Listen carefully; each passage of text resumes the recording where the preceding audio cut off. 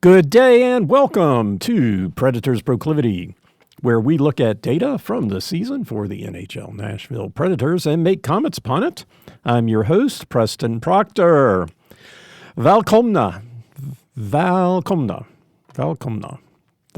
Stockholm, Sweden. Nashville playing Pittsburgh twice in Sweden, covering just the matchup, both games today. Doing this on Thursday. The game tomorrow is at 1 o'clock. So I thought, if I'm doing the podcast ahead of time, that might be a little too close.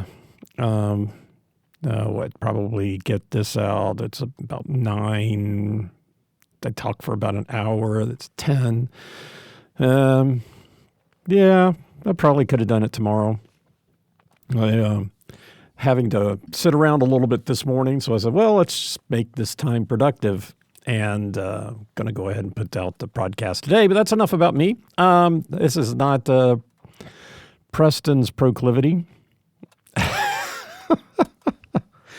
I guess there's not a lot of news. Ryan O'Reilly has, regretted his rant last week, complaining about his own play. The announcers seem to have thought it was great, but he doesn't feel that great about it now.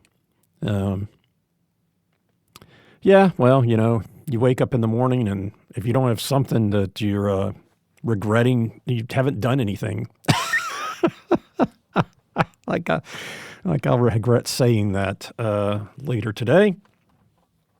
But there you go. Got up this morning, so now you got it. Oh my gosh. Yeah, and the last game, the Preds scored, and Wood got a hat trick. Good for him. It's got to suck to get a hat trick in a losing cause. It'd be better. I mean, his first hat trick as in the NHL, and his story will always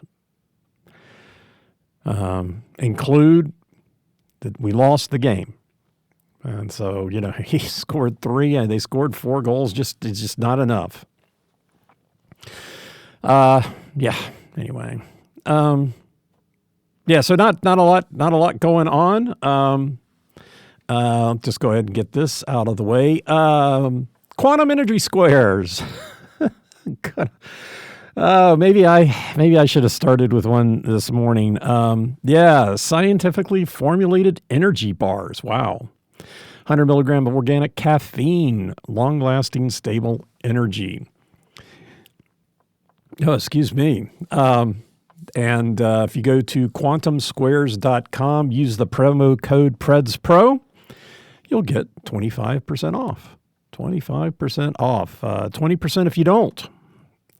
They've got a code on their site, 20%, but 25%. A box of 8 is $20, and $35 gets you free shipping. So I think that's still the case. It was the other day when I was out on their website. So, anyway, I've been struggling, trying to create opportunities to for the platform to put their ads into it, even though, anyway. So I don't think the breaks are necessarily making as much sense as they should. But I'm trying. I hope the ads aren't so much annoying as me apologizing for having to try to get them in. Okay. So, the opponents, the Preds, are in Sweden to play 2 against the Pittsburgh Penguins. Playing Friday at 1 p.m. Central Time, 8 a.m. on Sunday. So, wake up with the Preds. Wake up with the Preds. And on Sunday. Wake up with the Preds. Okay, so the Pittsburgh Penguins are third in the Metropolitan Division with 21 points. They are 9-5-3. Now, this game is considered, it's listed, I guess, it's not listed as an away game for either team. So I guess it's counted as a home game for both teams. I don't know whether the home or road record is more interesting in this case. I would think it would be the road record, but it's going to be counted as a home game. So the Pittsburgh is equally good in both situations, so it doesn't going to matter for them. 4-2-1 at home, 5-3-2 on the road, so both decent records. They do have 3 shootout losses, which is tied for the highest in the league with the Kings. 3 shootout losses. As far as what, what did... do you look at their home record or their away record? I'm ready for this series to be over with. I hope the games are successful. Being over in Sweden, I don't know what the intent is. I don't know why we're playing 2 games in Sweden, but hey, we are, and it's a schedule. It's a schedule. So anyway, being technically, Pittsburgh is in the middle of a 5-game homestand. 6-game homestand. And they are 0-1 on this, having lost to LA, actually in Pittsburgh on Sunday. That was part of a back-to-back with New Jersey. They were at New Jersey on Saturday and then home in Pittsburgh on Sunday. Lost both of those. Shootout loss 1-2 to New Jersey, and then lost 3-2 at home to LA. After these 2 games in Sweden, Pittsburgh comes home to play 3 more. Friday and Saturday, they got a back-to-back. Friday, Saturday, Minnesota, Seattle, and then Wednesday, Buffalo comes to town. So that's their schedule. I guess it's a 6-game homestand with a travel in it. Like I said, I'm just not quite sure how to categorize this. But wins and losses, I guess, are going to go in the home column. So it's a home game for both teams. These 2 games are the whole series with Nashville, so we won't need to play them again. Probably a good thing. Last year, Pittsburgh was 7th in the Metropolitan Division, 4 points ahead of Philadelphia. And Philadelphia, I think, was 4 points ahead of Nashville. So last year, not a good season for Pittsburgh. I think they had a couple of injuries. I think Malkin was out most of the season. But either way, they missed the playoffs, wound up in 7th in the Metropolitan Division. They've got a number of players injured. Actually, I think there were 3 of them were listed were minor league players, so I'm not counting them. We've got 6 on the roster here that are out. I guess most notably Tristan Jarry, goaltender, number 35. He's week to week, not expected back until the 26th of November. And I think the most recent guy to go out is center Philip Hollander, number 11. He's month to month, not expected back till the end of February. Hate to see stuff like that. Another notable person missing is number 16 right wing Justin Brazeau. He's week to week, not expected back till the 4th of December. And he was one of the people I've got listed in my people to watch, so he's not going to be in the game. But his stats are still worthwhile talking about in the larger context of the Pittsburgh team. Also out, number 55 center Noel Acciari. Maybe I should look some of this up. Not back till the 26th, week to week. So Acciari, Jarry, Brazeau, mentioned those. Number 82, defenseman Caleb Jones, also out, not expected back till the end of December. And then number 67, right wing Ricard Raquel, week to week, not expected back till the end of December as well. So lots of boy. I hate seeing teams that have a lot of people out. That's just unfortunate. A number of transactions to support all of these being out. On the 8th of November, they activated. Somebody came off injured reserve, thankfully. Right wing number 13, Kevin Hayes, was activated. And then a bunch of a bunch of transactions with Wilkes-Barre Scranton Penguins. WBSP. It should be a radio station. Wilkes-Barre Scranton Penguins. Okay, so on the 6th, number 15, left wing Juna Kaparin was recalled from, I can't call them the Penguins because they are the Penguins, was recalled. We'll just stop there. On the 4th, number 27, defenseman Ryan Graves was called up. And also on the 4th, number 43, left wing Danton Heinen recalled. And on the 4th, number 1, goaltender Sergei Murashov was summoned. So 2 recalled, 1 called up, and 1 summoned. He was summoned from the minor league team. For the Nashville Predators, we have managed to find the basement of the Central Division in the days since we last spoke. St. Louis played and won and jumped past the Predators. The Predators are not quite the bottom of the league. They're next to last in the league. Calgary is playing the part of Chicago this year. Or San Jose, I guess. San Jose was the team that stayed in the bottom. Chicago was a team that refused to let Nashville drop below it. But Calgary is playing the role of San Jose this year with 10 points. Nashville and Buffalo both at 14. Calgary has also played 18 games like the Preds. Buffalo only 16, so most likely the Predators will be alone in the second or next to last position in the league. So worse than last year. I know the team doesn't want to talk about last year, but we're about the place where the record is just slightly different. I didn't look at it for at this game, but previous to the last game, it was just about the same. 2 overtime losses instead of losses was about the only different. The away record was exactly the same. The home record just slightly different. But yeah, so in the Central, they have 14 points, 5, 9, and 4. Home, 4, 5, and 2. On the road, 1, 4, and 2.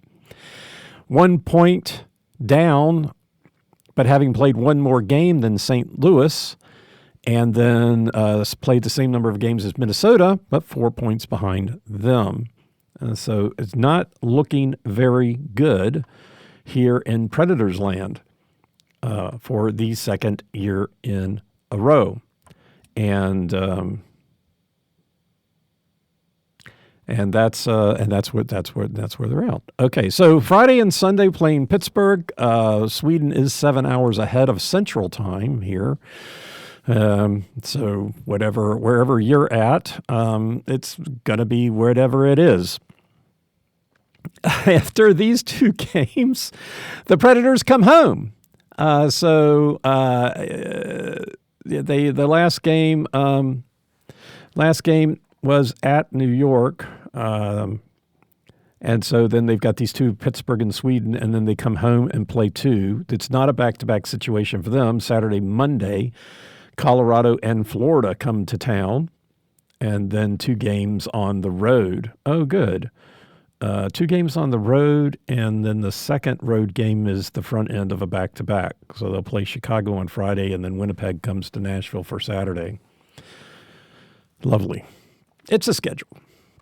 Got to have a schedule, you got to have something. If you don't have a schedule, then you don't know where to go, where to play. Who to play. So, all right. No real changes on the injured players. Yossi is still out now, the 24th. Expected to be back on the 24th. Cole Smith, not expected to be back till the middle of December. And similar, Zachary Leroux, number 68, Zachary Leroux, left wing, got called up and injured. So they have recalled from Milwaukee, number 25, Joakim Kamel. And I should have looked at my notes. I should have looked at my training camp notes. I don't believe I had a lot to say about Kamel. But I think, I don't know. I guess they don't want to take too much away from Milwaukee. Milwaukee did win. I know I'm not doing a minor league update in the middle of the week, but I believe Milwaukee did win yesterday. Daniel Carr got another goal. I think Lucchini got the assist. Lucchini being one of my favorites from training camp. Carr, not so much. But I mean, he's proving he's good in Milwaukee. So that's awesome. All right, so, right, and the other thing is on the 10th, Kamel was recalled on the 10th. Willsby was activated, so he is back with the team. So that's good news. And so all of that good news takes us to statistics, which are just lovely. But hey, we're getting close to things being relevant. We've got 18 games under our belt.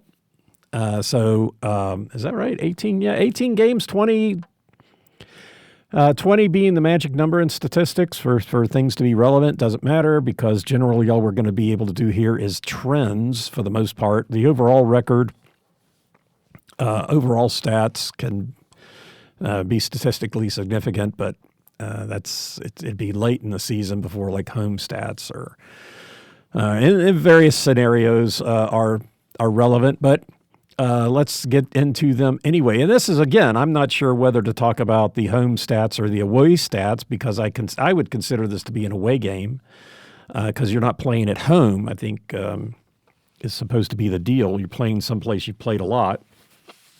So you're familiar with the stands, you've got your crowd. You're familiar with the ice, with the boards. Anyway. Let's start off by talking about the first goal. The first goal, something I poo-pooed. One of the reasons why I started looking up these stats was because the announcers talked about how important the first goal was, and I thought, well, that can't possibly be right. This is the third season I've been doing this, and so 2 seasons ago when I did my analysis, and I started halfway through the season, it turned out to be a good indicator of wins and losses. The Preds that season had about a 3-to-1 ratio. If they got the opening goal, the first goal, they would had a 3-to-1 winning the game. If they did not, 1-to-2 on losing. So far this season, when they get the first goal, happened 8 times. They're 4-2-2. Not getting it, it's happened 10 times. Fairly even distribution there. 1-7-2, though, when they do not get it. So if they do not get the first goal, right now they're not looking very strong at the win. And they did get the first goal in one game and won that game. I forget which game that was. It wasn't too long ago. Philadelphia, they got it and lost. Looking, they're not that many wins, dude. So it can't be that hard. I think it was L.A. Wasn't it L.A., Los Angeles? I mean, Los Angeles. Los Angeles at home, they did not get the first goal but did win. So that's the outlier, the exception to prove the rules, so to say. But yeah, 1-7-2 when they do not get it, 4-2-2. So if they do get it, it's the 50-50 chance right now of them winning the game, and then losing 50-50 that it goes to overtime. Or that they'll lose in overtime anyway. They haven't won in overtime yet. They have not lost in overtime once and won in the shootout. But so the first period 3-5-10, the second period 4-7-7, so fairly even split there on what might happen, and the third period 6-11-1. So about a third of the time they're winning the third period, and when they're not winning it, mostly losing. The things that's most interesting with regards to that, though, is correlating the win-loss tie of the period to whether they win or lose the game. Unfortunately, winning the first period, they have not been successful at winning the game. 1-2 out of the 3 times, so most of the time that they win the first period, they've lost the game. I mean, granted, only 3 data points, but that's what we're working with here. And the 5 times that they've lost the first period, they've lost the game. And kind of split on ties. The 10 times they've tied the first period, they're 4-6.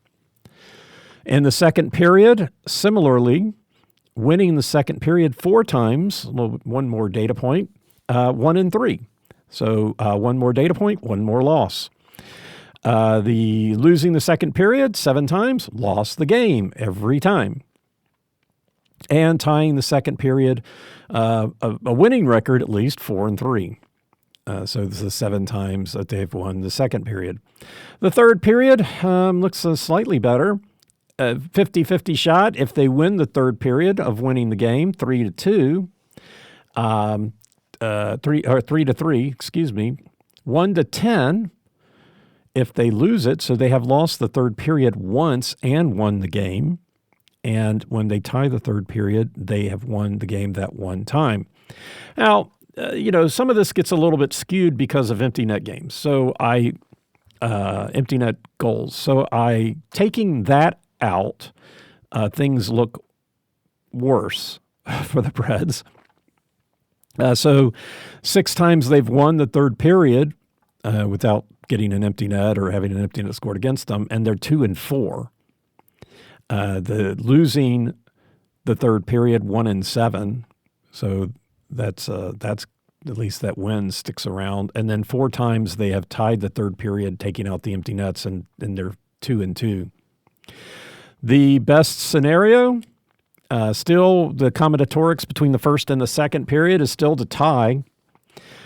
Because they haven't done it and lost. 3 times they tied the first, tied the second. It's hard for me to believe I'm rooting for them to tie 2 periods, but that is technically the best scenario. 3 times, and they've won the game all 3 times.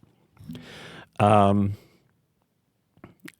they have lost the second period, they've lost all those games. So in every scenario where they win, lose, or tie the first period, when they lose the second period, they've lost all of those. The only time, was this right? The only time they've won the second period is when they've tied the first. So when they've lost the first period, they haven't won the second period. Or win the first, win the second. Technically, if you win 2 periods, statistically, you're going to win the game. The Preds have had I think 3 times last year where they won 2 periods and lost the game. And the season before that, there were 2 instances where they lost 2 periods and then won those games. And then basically what that means is that the game goes to overtime and the winning team wins overtime, and they only won one of the other periods. So, I think 2 years ago, I think I'm pretty clear on this. The other team scored 1 goal in the first and 1 goal in the second. The Preds didn't score in either period, and then they scored 2 in the third. So tying the game, going to overtime, the Preds won in overtime. So that way they won 2 and they lost 2. But generally, if you lose 2 periods, you're going to lose the game. If you win 2 periods, you're going to win the game. So yeah, the combinatorics here are kind of interesting. Yeah, we've got actually data points in losing the second period, tying the second period in all 3 scenarios. It's just 2 scenarios. 2 scenarios we don't have a data point in yet, and this is still overall, and that's winning the second period and win and lose the first, win or lose the first. So that's interesting. 4 times they have tied the first and won the second, and they're 1-1 and 2 in those games. So it's not great. Not great at all. Okay, so that's result correlations. So I'm going to pause here before moving on. Okay, so now that we have talked about the periods and correlations, let's talk about some goals. So start with the winning goal. Winning goal 39% of the time is being scored in the third period. 7 times that's happened. 4 times it's happened in the overtime or the second period, so 22%. It happens in those, and then twice it's happened in the first period, so that's 11%. So this year, kind of moving towards more of a third period. When the Preds lose, equally distributed between the second, third, and overtime, 4, 4, and 4, with 1 time happening in the first period, none in the shootout. So, yeah, kind of funky there. At home, 45% of the times, the winning goal has been in the third period. The same if the Preds win or if the opposition wins, the highest percentage is still in the third period. On the road, it's fairly evenly split, second, third, and overtime, 2, 2, and 2. We're not looking at that many data points. The Preds, 100% of the time, score the winning goal in the third period when they win on the road. And the opposition, 33% the second period or overtime. So, yeah. When the home team wins, road team wins. The home team has won 10 times. And again, that's why whether this game is a home or road, really kind of irks me because it's going to throw my stats off because it's not technically a home game in my opinion. But the home team, home team wins. It's fairly evenly distributed. 3 times in the third period, but 2 in everything else except the shootout. Shootout 1, so 2, 2, 3, 2, 1. And then when the road team wins, that's happened 8 times, never in the first period. Twice in the second period, 4 times in the third, and twice in overtime. So half the time the road team wins the winning goals in the third period. Last year I think it was even different. But 2 years ago, I think it was the sort of thing where the home team winning would generally be in the second period, and the road team winning was in the third.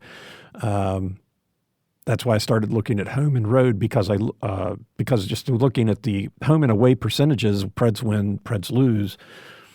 It was similar, kind of reversed the way it is. The Preds were home, so I thought, oh gosh, let's take a look at that. And yeah, the percentages were pretty high. As far as that goes, goal scoring overall, the Preds are being outscored. Pretty much I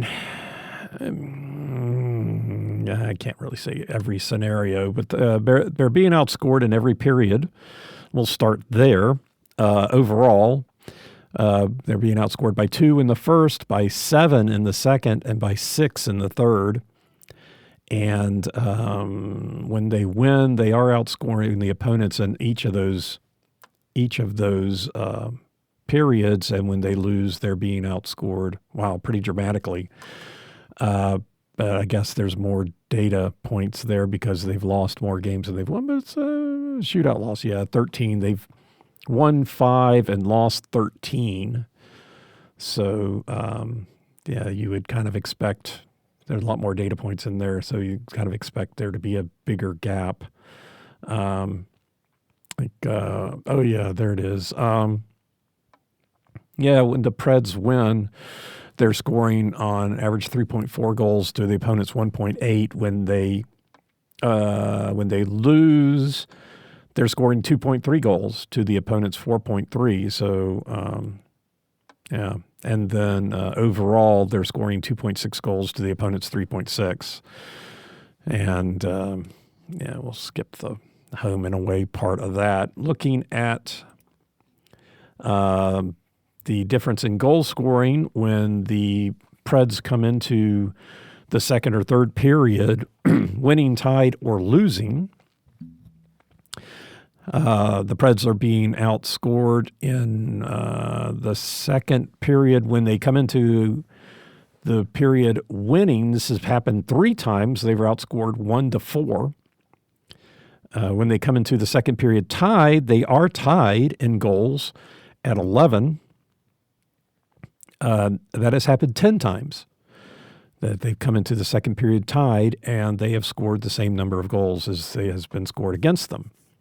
They come into the second period losing. They've been outscored 3-7, and that's in 5 games.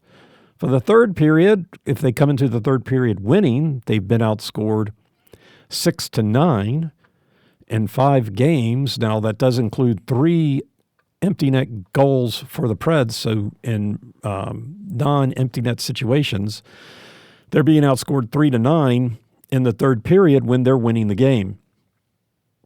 When they come into the third period tied, which has happened 4 times, they are outscoring the opponents 3-2.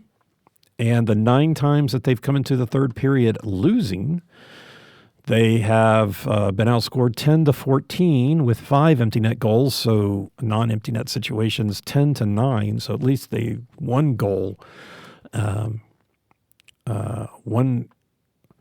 one goal ahead outscoring, but 5 empty net goals on 9 opportunities in the third period when they were losing.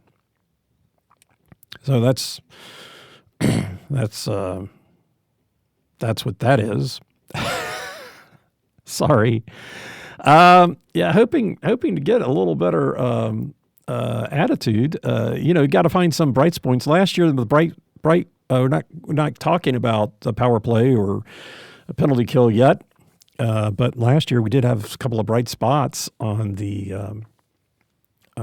in the power play, which we don't have this year, and the penalty kill, which I guess we still kind of have. So let's go to the matchups. And goals for the Pittsburgh is 8th in the league, having scored 57 goals to Nashville's 46. That puts Nashville in the bottom of the league, 26%. The first period, 16-12. So both teams, pretty much right around the middle of the league, 12th and 21st. The second period, the Pittsburgh scores 19 to the Preds scoring 15, which those four goals is a differential of 15 spots in the league, 9th and 24th.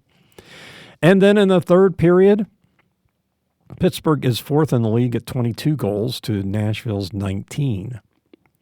So 4 goals difference in the first, 4 in the second, and 3 in the third. And you're down 18 positions in the league. So, I mean, the goal differential doesn't sound as bad as the positional differences. The record is what really matters. As far as goals against, this is where things get bad. The teams do a little inverse. The Preds are 2nd in the league in giving up goals, and Pittsburgh is 25th. Nashville has given up 65 goals to Pittsburgh's 45, so a 20-goal differential there. There's 11-goal differential in goals scored, but 20 goals differential in goals against.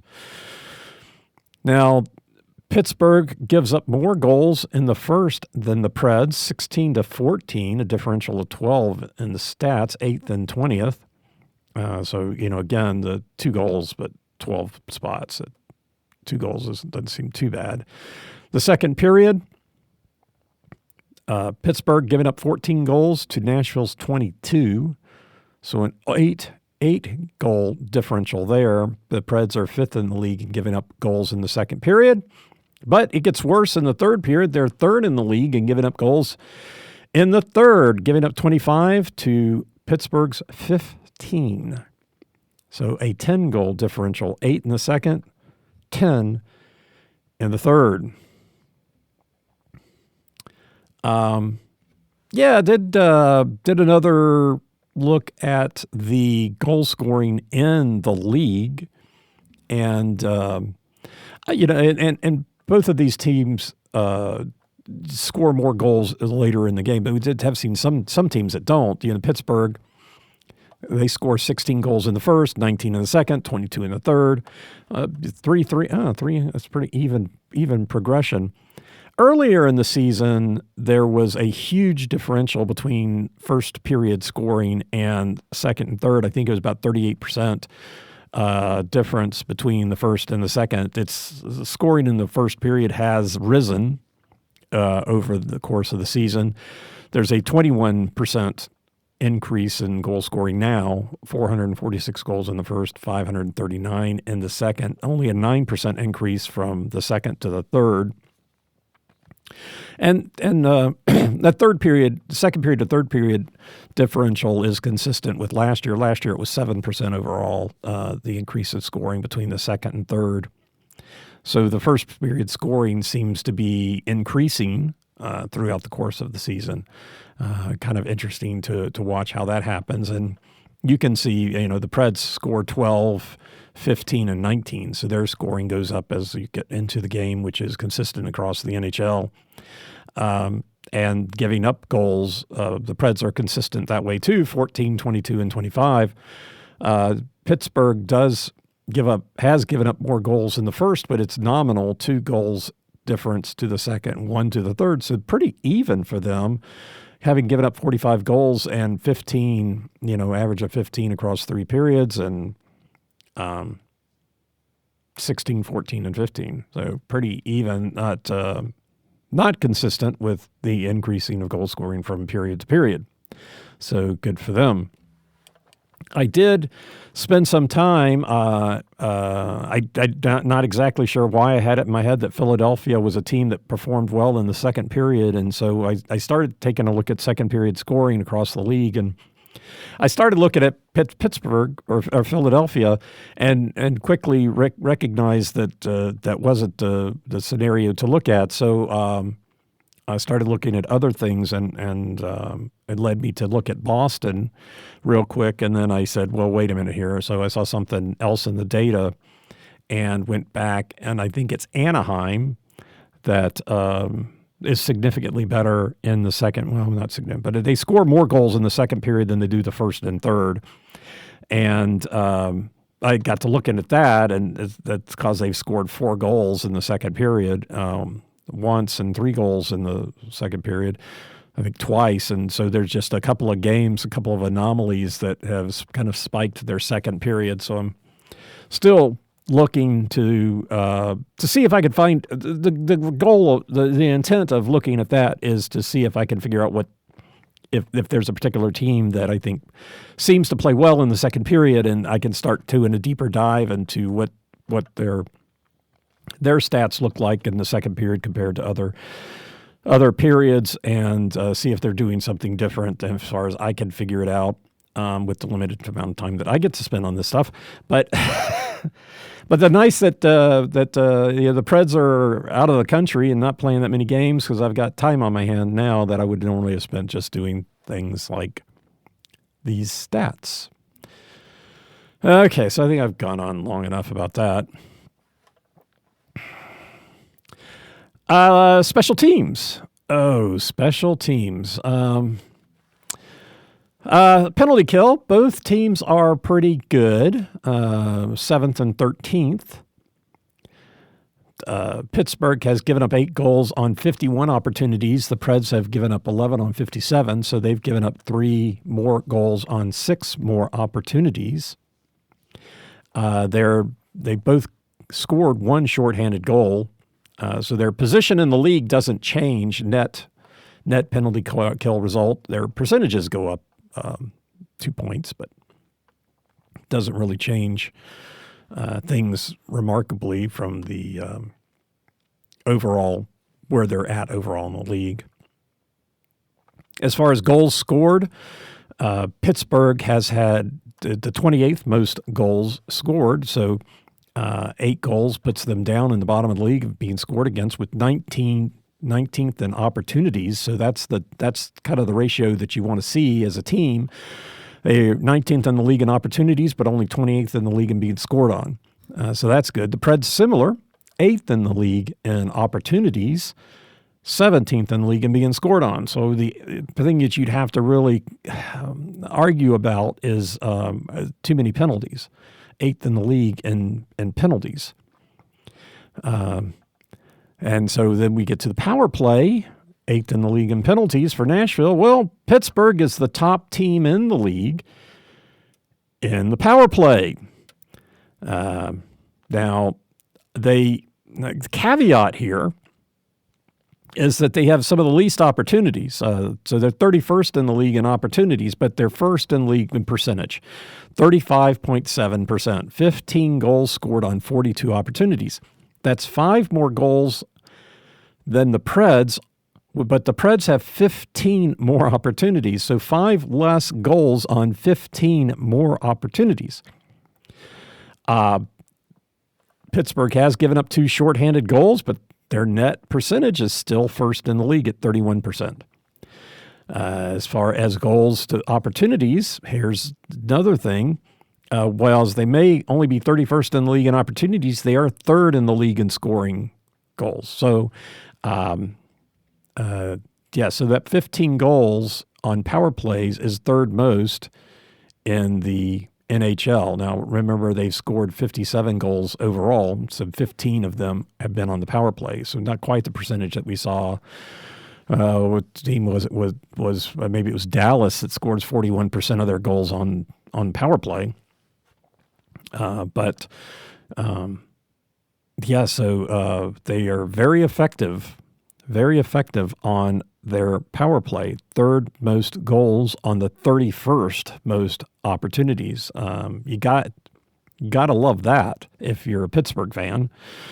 The Preds, their stats are again not on the right side of things. 20th in the league in goals, but 8th in the league in opportunities. So they've got, they're 8th in the league in opportunities on the penalty kill, 8th in the league on the power play. And their power play just it's eking up. Yeah, it seems like every game they come up a couple percentages, and but overall goal scoring is kind of the problem anyway. Bright spots. Is there any bright spots over here? Let's see. Overall, again, stick with overall because I don't know how to. We could talk about the road stats, but I'm really loath to talk about the home stats when we've actually got significant numbers of things here. Overall, the Preds have. I've got 10 power play goals. You've got 11. No, 10. No, 10. They've given up 11. Yeah. Okay. My numbers and their numbers are the same. Sometimes my numbers get a little bit different, I think, and I'm not entirely sure why. I've got the Preds with 63 opportunities, and they say 57, but I have to go check my numbers on that. I think I said that the other day, and I didn't do it. But yeah, so I've got them down with 63 opportunities for them, 64 for the opponents. As the stats on NHL.com, it's 57. So 57 opportunities, both on the penalty kill and power play. So, and they've given up 11 and scored 10. Yeah. Okay.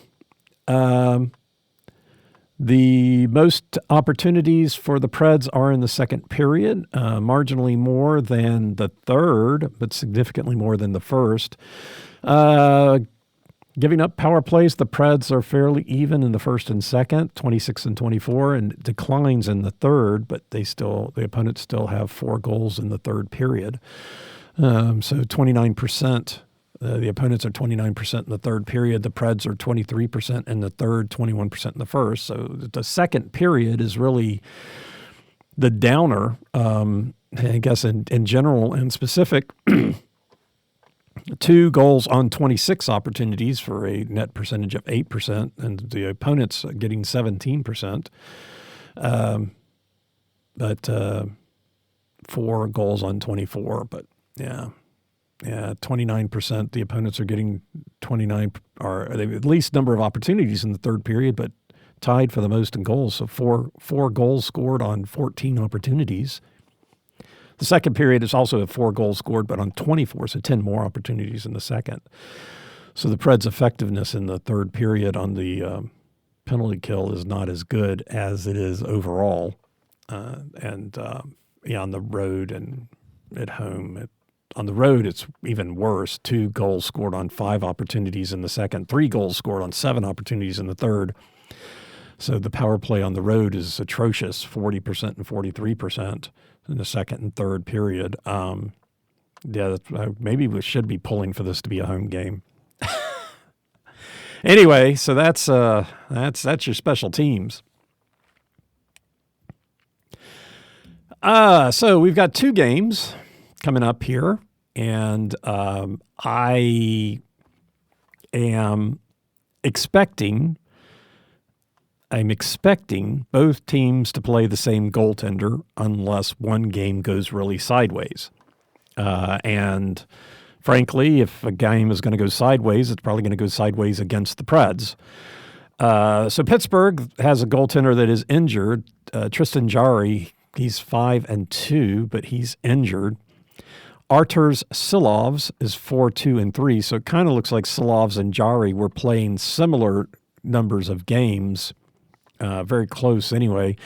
But Jarry is injured. They have called up Sergei Murashov, who has been in goal since being called up. He's 0-1-0. He was in that loss the other night to L.A., and so they are going to play him. That was a back-to-back situation. And, it looks like they were alternating Silovs and Jarry. Yeah, Silovs, Jarry, Silovs, Jarry, Silovs, Jarry, Silovs, Jarry. So I guess they were both, it does look like they were getting equal time. First matchup of the year, so no stats from this year. Last year, Jarry was in goal in the first game, December 19th, a 5-4 overtime win for Pittsburgh here in Nashville. It was the last of a 2-game winning streak. Both of those games were in overtime for Pittsburgh. In the second game, Nedeljkovic was in goal. February 1st, a 3-0 win for Pittsburgh in Pittsburgh. Now, Nedeljkovic, I actually did practice this name yesterday, and it seems really to have paid off. Now he was traded by Pitt to San Jose for a third-round 2028 pick. That was after the draft on July 1st. So after the draft was over, they did trade him. They did sign him just a few days earlier on the 20th of June. They signed him to a 2-year, $2.5 million per year contract. So they signed him on June 20th, had the draft, and then traded him to San Jose. Last year, that win for Pittsburgh was the last of a 2-game winning streak. The other game was overtime. Okay, is that really? Okay. Maybe. That's probably right. I feel like I've kind of got my production staff by calling them out, gotten them a little bit better. Let's see. The first game was this last of a second game, both overtime. Okay. The other game, Okay, so again, but okay, so yeah, so the production staff got it right. Hey, good job, guys. The second game was the last of 2-game winning streak. The other game was overtime, not this game. Obviously, 3-0. It's not going to be overtime. So that, yeah, hey, the production staff got it right. Good job. Murashov did play Sunday in the back-to-back. Jari is injured. And so I'm expecting Silovs to play in both games in Sweden. We'll see. I mean, who knows? They may play Murashov. I'd be surprised. I'd really be surprised. For Nashville, UC Saros 5-5-3, Justice Anunen 0-3-1. Last year, Saros was in goals in both games, both losses, the 4-5 overtime loss in Nashville and the 0-3 loss in Pittsburgh. In the first game, the Preds did win games on either side of this loss, and then the second game was the fourth game of a 6-game losing streak and was the back end of a back-to-back with Buffalo. Saros was in both, but here I've got something about Anunen playing in New York. So I can ignore that. Anunen played Saturday, and which I think was a surprise for me. And I still think Saros is going to be in goal in both. Could be wrong. The games are at 1 and 8, right? So it's going to be 8 o'clock local on Friday, and then 8 a.m. would be 3 in the afternoon on Sunday. I don't know. I think might wind up seeing Saros in the first and Anunen in the second. But yeah, I don't know.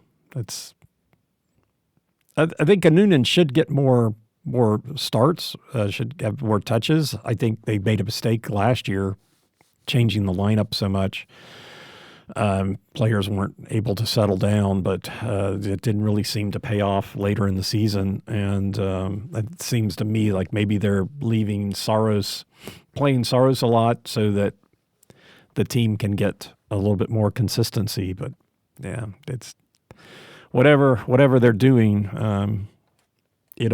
I do think that if the power play were more effective, their record would be incredibly different because they do have a lot of one-loss games, at least early on, not what I'm looking at right here. And then they had power play opportunities that they didn't take advantage of. And even like the 7-4 loss to Toronto, if they'd been more effective on the power, 4 goals. I mean, come on, you score 4 goals and you lose.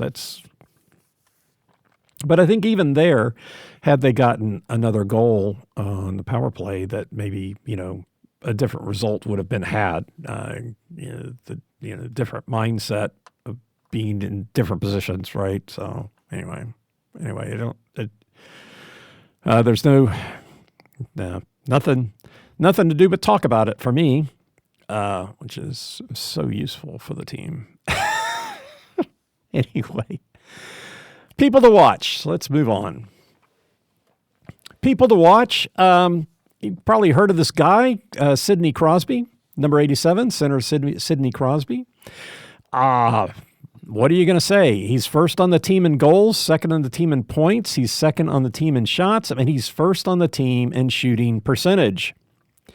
His shooting percentage is 28.2%. He's got 39 shots and 11 goals.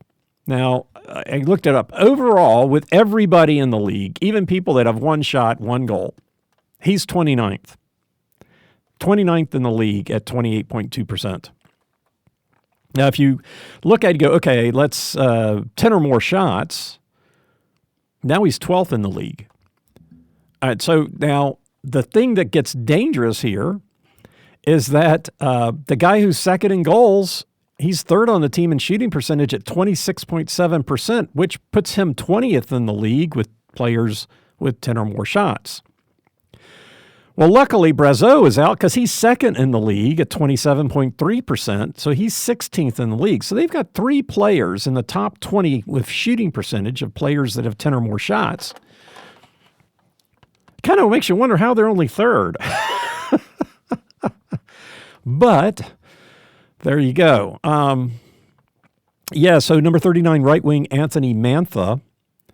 Now Justin Brazeau is out, so you don't need to worry about him on this particular trip. Number 71 Evgeny Malkin, first on the team in assists, first on the team in points, 18 assists for 21 points. Imagine if the guy was scoring. He's first on the team in shots. Oh, gosh, I just condemned it. Malkin's going to be getting goals like herring in Sweden.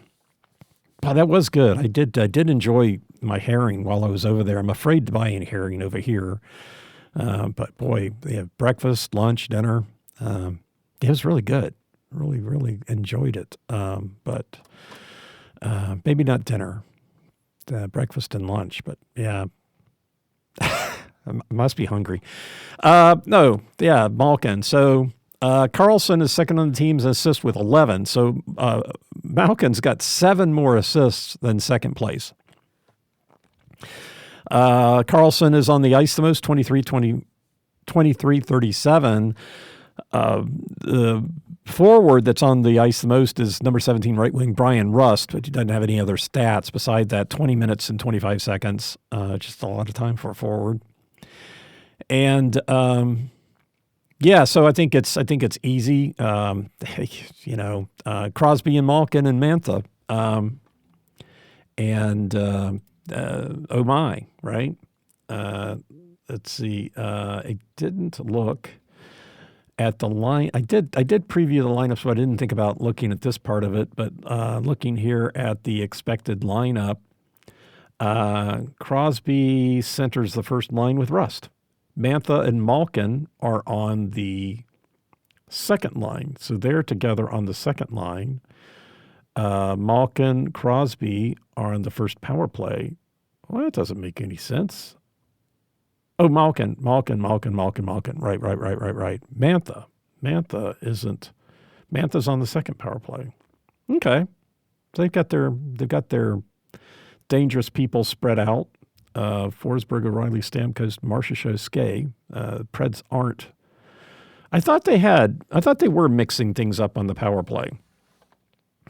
This doesn't show that, but I'm pretty sure that is the case. So I don't think this is accurate here. But anyway, so number 87, Crosby, 39, Mantha, and 71, Malkin. The easy, only 3 players, but 3 dangerous players for sure. For Nashville, Forsberg, first in goals, second in assists, first in points, first in shots. 7 goals, tops in the for the Preds. The Preds do have a lot of players with a lot of assists, which is great. 3 players with 7 assists. You've got Forsberg with 7, O'Reilly with 7, and Haula with 7. And Luke Evangelista leads the team with 8 assists. So that part of the things looks good. Matthew Wood, with his 3 goals the other night, is now tied for third in points with 10. Ryan O'Reilly second on the team in points with 13. I guess if you consider everything, Philip Forsberg leads the team in points with 14 versus Malkin has 21. So Pittsburgh's point leader has 50% more points than the Preds do. 18 assists. 18 assists. 18 assists for Malkin, and our leader has 8. Yeah, well, I mean, not scoring goals. So if you don't score goals, you can't get an assist. It's funny how that stuff works out. O'Reilly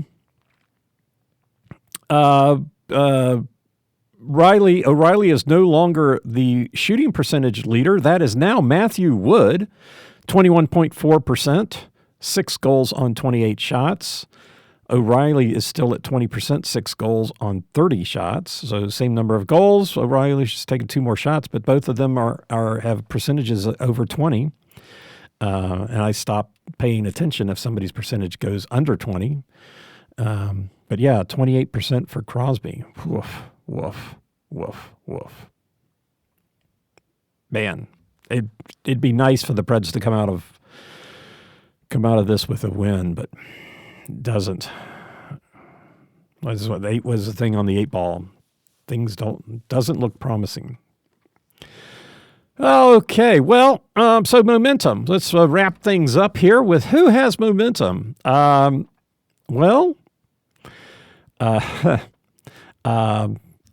Pittsburgh has a 2-game losing streak. They are 1-3-1 in their last 5. And the Preds have a 5-game losing streak, 0-3-2 in the last 5. So the Preds have 1 more overtime loss than Pittsburgh has 1 more win. So over the last 5 games, not great. And the announcers want to blame the schedule, that they played too many games, and they are, at the top of the league in number of games played. Of course, it's a few days later. A lot more teams are at 18. Pittsburgh's played 17. Nashville's played 18. And 18 is, I believe, the highest. So the Preds have played as many games as anybody else. Boston has played 18, and they've got 22 points. They're tied for first in their division. Montreal, they're tied with Montreal, who's played 2 less games, so potentially, more of a second-place team there. And third is Ottawa, played 17 games and 20 points. So even at that, Boston has been right there as long as I've been tracking it. Boston has played the same number of games, so it's not. The Preds' problem is not playing too many games. It's not scoring goals. However they need to do it. But yeah, it'd be nice for the Preds to come out with a win. I'm not optimistic. Pittsburgh's numbers just look too good, especially their power play, with the Preds being a team that seems to take a lot of penalties. And so yeah, I expect the Preds to take penalties, and I expect that to be the difference in the game. And and both of them. And unfortunately, I don't know. I don't know what the Preds are going to do. They're missing Cole Smith. They're missing Roman Josi. But come on, it's not like the announcers the other night was saying that Josi being out, it's why they can't break out of the zone. Josi's has averaged ice time of 24 minutes. The game's 60 minutes long. It's not like Josi gets on the ice every time they need to get out of the defensive zone. I'm sure it's a difference. I mean, you can't lose a skill guy, experienced player like Josi and expect not to see something. But I just don't buy it. Before Josi was injured, they weren't playing that good either. So, Cole Smith, I mean, you can lament people not being there, but, Cole Smith being out, Wood now being healthy, doing well. Michael Bunting also playing well. So we got good players out there. So that's, it just befuddles me. Stamkos not been productive, 3 goals, 1 assist. I'm waiting for that to change. I'm here to tell you, he's not going to be sitting there whatever place he's at, 12th on the team in goals. It's not going to be there at the end of the season. He's going to get his goals. He's going to get the opportunities.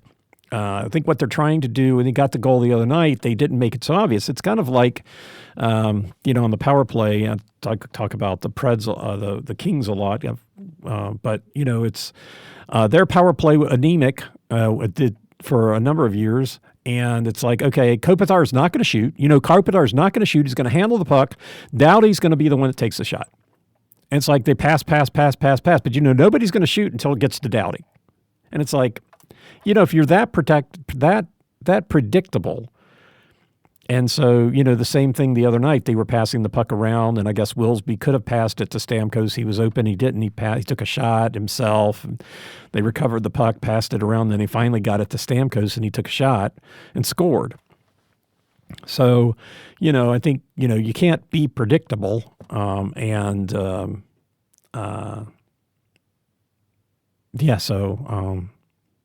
That's being predictable is a negative attribute on pretty much anything to do with scoring in the NHL.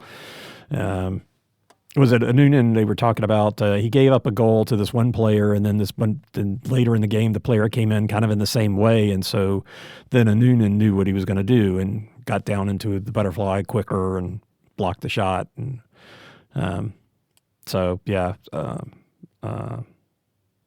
anyway, that Stamkos is going to get. He's going to get it. I mean, I didn't predict Wood getting a hat trick, but Stamkos is going to get his goals at some point. I guess when we play Calgary again. Anyway, so 2 games in Sweden, and the Nashville Predators versus the Pittsburgh Penguins, both playing home games in Stockholm. 1 o'clock on Friday, Central Time, 8 a.m. on Sunday. 8 a.m. on Sunday. So there you go. That's the next 2 games. Hey, you guys have a great weekend. I'm going to have a great weekend. I'm going to watch the Preds play and win, and might have to bring up an old game to do it. Hey, thanks for listening. I'm Preston Proctor, and you've been listening to Predators Proclivity.